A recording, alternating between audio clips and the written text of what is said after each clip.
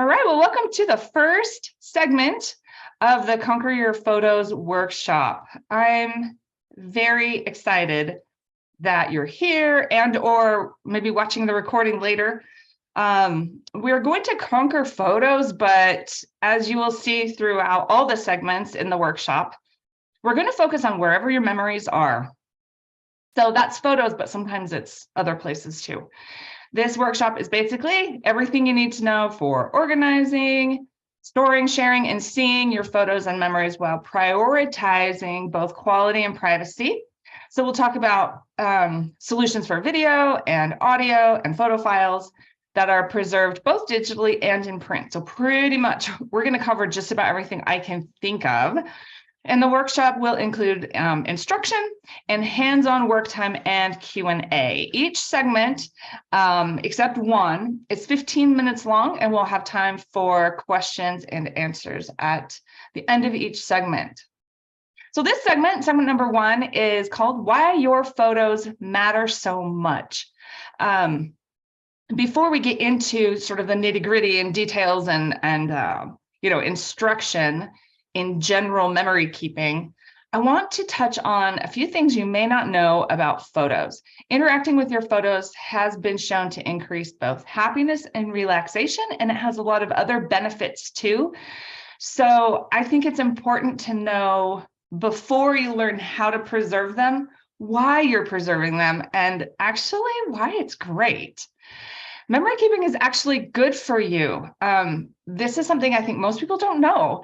The effect of photos and personal stories have actually been studied, and there is such a thing as phototherapy. A similar concept, reminiscence therapy, is used to enhance cognitive capacity among those with dementia and Alzheimer's. So there's a lot more to photos and memories than I think we think. And this is one of my favorite studies, so I always like to bring this one up. Dr. Peter Nage did a study on how viewing your photos affects both your happiness and your relaxation.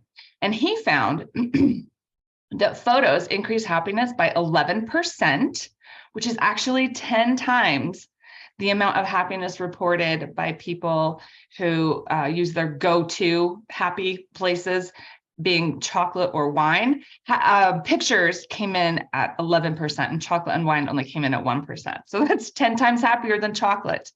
He also found that relaxation increases by a whopping 22%. So if you need more happiness or you need more relaxation, photos are a great place to go. This same sort of concept is also true for family stories and your story. So journaling, we often call it, or telling the story of your photos, has similar emotional health benefits. Recording our stories connects us, increases our resilience, provides meaning, helps us make sense of events and life sometimes, helps us see growth, and creates perspective. And all of these things have actually been studied. And I think it's important to know that what you're doing with your photos and your memories and your stories is so good for you. It's more than just a fun hobby. It's actually powerful. Bruce Feiler wrote a book called, and now that I've said that out loud, I can't remember the name of the book, The Secret to Happy Families. And in that, he said, knowing more, based on these studies, he said, knowing more about family history is the single biggest predictor of a child's emotional well-being, which is stunning. All right, so when I refer to memory keeping, I mean putting photos and stories together, all the memories wherever they are, in your head, on a printed picture, in a book, etc. And spending time with your photos and stories, or memory keeping, both digitally and in print, can increase gratitude, foster a stronger sense of self, and provide a sense of purpose. It improves memory and even helps with healing from grief. I've experienced that myself. So to think about, so to sort of realize the power behind photos, how good they are for our hearts and souls, for ourselves, for our loved ones, kids, I think it's important to consider how we think about photos. Photos are a gift with so much power. But I think sometimes we look at photos as a chore or an item on our to-do list or a source of guilt. And when we look at photos that way, we're actually stealing their joy. So throughout this workshop, I hope that one of the things that you will learn, or maybe just think differently about, is how great photos are. Right? Don't feel guilty about them. That's not what they're for. They're to enjoy. They're supposed to be good for us. So who can preserve photos? I find it interesting that some people believe the myth that preserving photos is for scrapbookers or for creative people, but actually photos are for everyone. All those things that we just talked about, all those things I just mentioned, no, who couldn't benefit from that? Photos are for everyone because we all need our stories and we need our photos.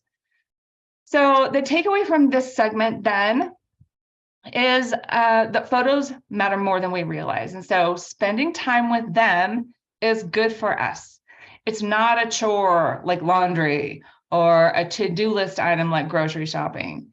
It's self-care that can expand generations. So it's good for you, but it's good for the people around you too, which most self-care things are not necessarily do not necessarily fall into that category, right?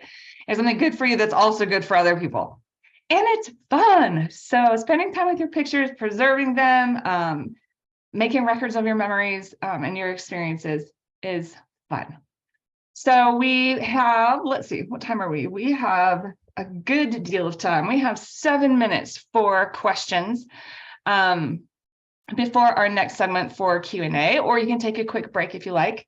Because we're sticking to a schedule, following all the segments in order, as some people are only able to make certain segments, and I want to make sure we're on time. If you don't have time for your question in the segment, go ahead and email it to me. My email address is down there at the bottom, photoandstorydtreasures@gmail.com. So I'm going to go ahead and stop the recording and then see if we have any questions. Hang on one second.